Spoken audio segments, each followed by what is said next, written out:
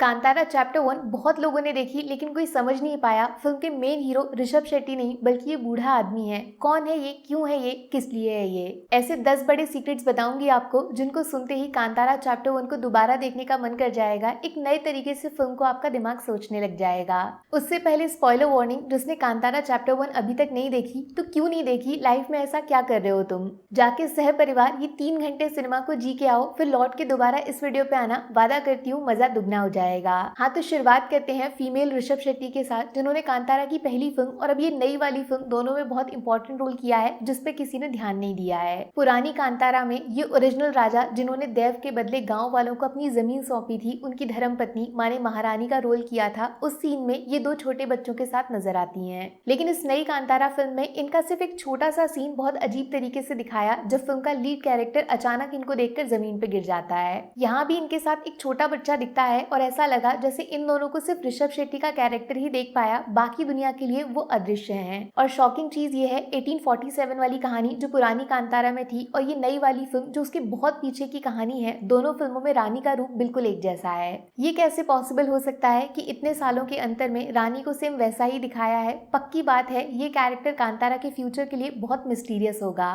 अच्छा, दूसरी चीज बहुत छोटी सी है लेकिन पता नहीं मेरे दिमाग में फंस गई है। इस नई फिल्म के राजा का बेटा जो नए महाराज बन के गद्दी पे बैठे थे, वो जब कांतारा में कदम रखते हैं और उनका जो हाल होता है, जिसके बाद उनके शरीर को राजा अपने हाथों से आग देता है, ठीक उसके बाद पता नहीं क्यों अपनी तलवार से राजा उनके बगल में खड़े एक नौकर का गला काट देता है। इसके पीछे का रीजन ना तो दिखाया ना ही बताया। अच्छा, फिल्म में एक पोर्चुगीज कैरेक्टर भी रखा गया है, सबका ध्यान इस पे गया होगा। थोड़े फनी सीन जरूर थे लेकिन फिल्म में इसका होना बहुत सीरियस सब्जेक्ट है, क्योंकि रियलिटी में पोर्चुगीज ने इंडिया में घुस के स्पाइस मसालों के ट्रेड पे अपना कब्जा जमा लिया था और कांतारा के जंगल से मसालों को बेचकर ही तो लीड कैरेक्टर डेवलपमेंट लाता है। एक तरीके से ऋषभ शेट्टी दिखाना चाहते हैं पोर्चुगीज लोगों के साथ राजा का कनेक्शन जुड़ना, जबकि अपने गांव में मौजूद लोगों को इग्नोर करना।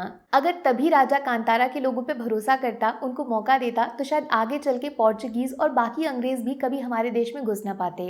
सबसे बड़ा सवाल लोगों के मन में इस टाइगर को लेकर है, इसको फिल्म में क्यों दिखाया गया, बताती हूँ ना। उससे पहले थोड़ा हिस्ट्री में पीछे चलते हैं। काफी लोग कंफ्यूज रहते हैं कांतारा में आखिर कितने देव की कहानी चल रही है, सब सेम है या फिर अलग अलग हैं। एक थोड़ा शांत भूताकोला में नृत्य करते नजर आते हैं, दूसरे अलग तरीके से थोड़ा गुस्से से गांव वालों को बचाते हैं। देखो, पहले हैं देव पांजुर्ली। एक कहानी ऐसी है कि इनको वराह के रूप में माता पार्वती ने बड़े प्यार से अपने साथ रखा था, लेकिन थोड़ा शैतानी में इन्होंने उनके ही बगीचे को खराब कर दिया, जिससे भगवान शिव गुस्सा हुए और उनको मार डाला। तब माता की विनती पे शिवा ने इनको धरती पे देव बना के भेजा, फसल और नेचर की रक्षा करने के लिए, उसी वराह रूप में। और जो दूसरे हैं देव गुलिगा, इनके जन्म की कहानी भगवान शिव के घर कैलाश से जुड़ी है, जहाँ माता पार्वती की दी हुई राख में शिव को एक पत्थर मिलता है। जब वो उसको फेंक देते हैं, उससे गुलिगा का जन्म होता है, जिनकी भूख इतनी बड़ी थी कि सूरज को निगलने की कोशिश की और भगवान विष्णु का सेक्रेड लेक पी गए। इसीलिए कितनी होशियारी से वो आसमान वाला सीन दिखाया था, जो एक तरीके से गुलिगा के सूरज को निगलने से भूख मिटाने की कोशिश और उनके गुस्से को सिग्निफाई करता है। इससे भगवान विष्णु नाराज होकर गुलिगा को धरती पे भेज के क्षेत्रपाल बनाते हैं, माने ऐसा देवता जो जमीन की रक्षा करता है और सही गलत का इंसाफ करता है। इसीलिए कांतारा की पुरानी फिल्म में जब लड़ाई जमीन की हो रही थी, तो गुलिगा ने क्लाइमेक्स में आके उस वक्त राजा की गलती का इंसाफ किया था, गाँव वालों का हिस्सा उनको वापस दिया था। और पांजुर्ली का एक स्पेशल कॉन्वर्सेशन दिखाया था पिछली फिल्म में इंस्पेक्टर के साथ, क्योंकि दोनों ही नेचर को प्रोटेक्ट कर रहे थे। ये इंस्पेक्टर विलन नहीं हीरो था। ये जो कांतारा के 300, 400, 500 करोड़ आप देख रहे हो ना, अगर आने वाली मूवीज में देव पांजुर्ली, देव गुलिगा की ओरिजिन स्टोरी को दिखाया गया तो 1000-2000 करोड़ बच्चों का खेल होगा। वैसे कांतारा 1 की एंडिंग के बाद छोटा सा पोस्ट क्रेडिट सीन देखा आपने, जहाँ पे कांतारा चैप्टर 2 माने इस सीरीज की 3rd फिल्म को ऑफिशियली अनाउंस किया है। वहाँ छोटा सा डायलॉग था, जब वो बच्चा पूछता है देवता आज भी इसी कुएं में रहते हैं तो अब ये कुआं बंद क्यों हो गया, जिसका जवाब आता है वो एक दूसरी दंत कथा है। इसका इशारा पता है हिस्ट्री में एक ऐसी स्टोरी की तरफ हो सकता है, जब देव पांजुर्ली और देव गुलिगा आपस में भिड़ गए थे, इनका युद्ध हो गया, तब खुद माँ दुर्गा ने इनको शांत कराया। क्या पता आगे आने वाली मूवीज में ऋषभ शेट्टी इन दोनों देव को आमने सामने खड़ा कर दें, जिस वजह से नाराज होकर ही भगवान के इस कुएं को बंद किया गया होगा। अच्छा, वैसे कितने लोगों ने नोटिस किया कांतारा की पुरानी मूवी पूरी तरह भगवान शिव को डेडिकेटेड थी, लेकिन ये दूसरी फिल्म माता पार्वती के लिए बनाई गई है। चंडी चामुंडेश्वरी जिनके दर्शन ने ने फिल्म का क्लाइमेक्स पूरी तरह बदल के रख दिया। आखिर उनका इस कांतारा की दुनिया से लेना देना क्या है और क्यों है? देखो, माँ चामुंडेश्वरी एक तरीके से माता पार्वती का ही दुर्गा रूप है, जिनको महिषासुर मर्दिनी भी कहा जाता है, राक्षस महिषासुर का वध करने की वजह से। और इसी दिन को कर्नाटका में विजयदशमी यानी दशहरा की तरह मनाते हैं और इसीलिए ऋषभ शेट्टी ने 2 अक्टूबर को चुना था थिएटर में माँ चामुंडा बन के दर्शन देने के लिए। क्लाइमेक्स में ध्यान से पढ़ा होगा आपने तो देवगुलिका के सामने जब कनकवती खड़ी हो जाती है स्त्री के रूप में, तब वो बोलते हैं मेरी बहन आएगी जो तुझे सबक सिखाएगी। अच्छा, मेरा एक पर्सनल टच है, मैं गलत भी हो सकती हूँ, ये 2 विलन्स फिल्म में शायद राहु केतु को सिग्निफाई कर रहे हैं, जो रियल लाइफ में चंद्र ग्रहण से जुड़े हैं, जिसके सीन्स फिल्म में बार बार दिखाए थे। इवन एंडिंग में इनके मरते ही ग्रहण खत्म हो जाता है। लेकिन क्योंकि राहु केतु अमर हैं, ये हर जनरेशन में हर अलग कहानी में नए नए रूप में प्रकट होते हैं, लेकिन इन पे नजर रखने के लिए ईश्वर हमेशा किसी को भेजते हैं। यहीं पे एंट्री होती है टाइगर की, जो माता की सवारी है, उनके प्रिय साथी हैं। उन तक बात पहुंचने से पहले ये खुद ही बुराई करने वालों को सबक सिखा देते हैं। माता के इशारे पे ही देवगुलिका की रक्षा करने बार बार टाइगर फिल्म में नजर आ रहे थे। इवन बचपन में भी उनकी जिम्मेदारी थी बैरमे को सुरक्षित रखना।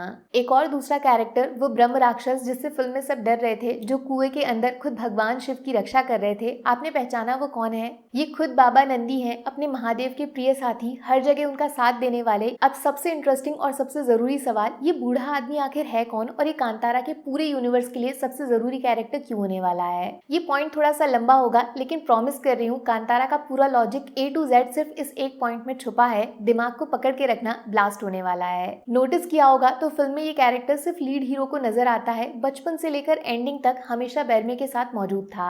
इवन फिल्म के क्लाइमेक्स में इसने ही रास्ता दिखाया था उस कुएं में जाके भगवान से मिलने का, जिसके अंदर खुद भगवान शिव ने दर्शन दिए थे। जब मैंने थोड़ा सा रिसर्च किया तो पता चला ना सिर्फ इस कैरेक्टर को ऋषभ शेट्टी ने खुद आवाज दी है, बल्कि वो खुद ही इस रोल में ऐसे दिख रहे हैं कि कोई उनको पहचान ही नहीं पाया। पता नहीं क्यों मुझे ऐसा लग रहा है पूरा कांतारा यूनिवर्स, जो मूवीज आ चुकी हैं और जो आगे आएंगी, वो सब कुछ इस एक कैरेक्टर के इशारे पे हो रहा है। जैसे मान लो भगवान विष्णु अलग अलग अवतार लेकर धरती पे आए और बहुत सारी लीला करके गए हैं, ठीक वैसे ही भगवान शिव इस कैरेक्टर के रूप में कांतारा आए हैं। फिल्म की शुरुआत में राजा को मसाले का लालच देकर कांतारा के जंगल के अंदर ले जाना, यहीं से तो पूरी शिव लीला की शुरुआत हुई थी।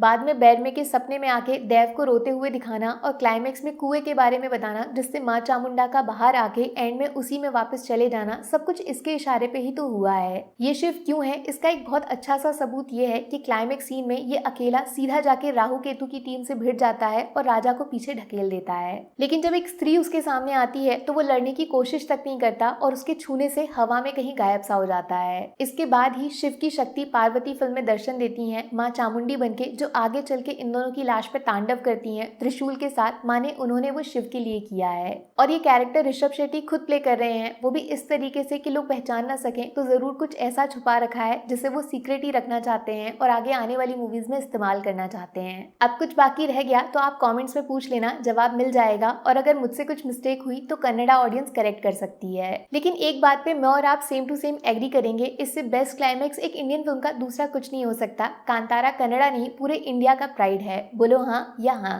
Take care, bye bye.